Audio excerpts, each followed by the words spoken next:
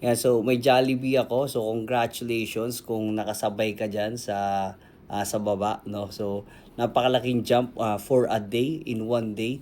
Actually yung jump na yan, it's actually an annual return na or annual expected annual return na, no, na high expectation. So in just one day na accomplish siya or na reach siya. So napakalaking jump talaga niyan. So yun, congratulations kung nakasabay ka diyan. And to, so update lang natin kung nasa na ba siya and kung ano ba yung pwede natin gawin from here on. And also, this is sa upload natin or sa post natin about Jollibee stocks. And it went to as high as 14% in just one day.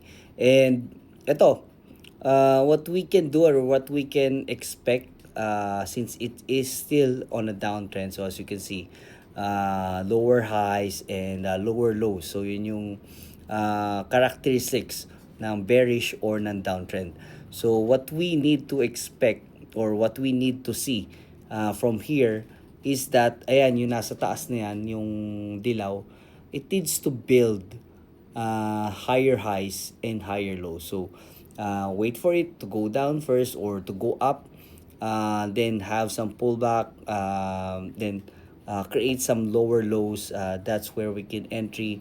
That's where we can enter, and then ayan, kailangan nyo muna basagin yung mga resistances like itong 220, and 220 is enough actually, and we can expect that it can go high to 300. So yun yung analyst expectation or analyst forecast, no.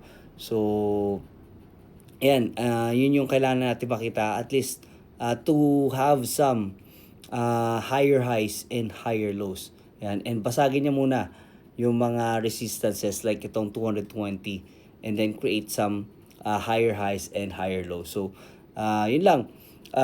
Very easy lang or isiyan lang natin yung pag-analyze sa mga sinusundan natin, no. So wag tayong overanalyze.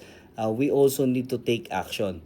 Ayan, so if you want to learn more about stocks, yan, I want to invite you.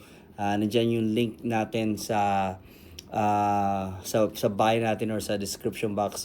So meron tayong mga stocks recommendation dyan. So see you there.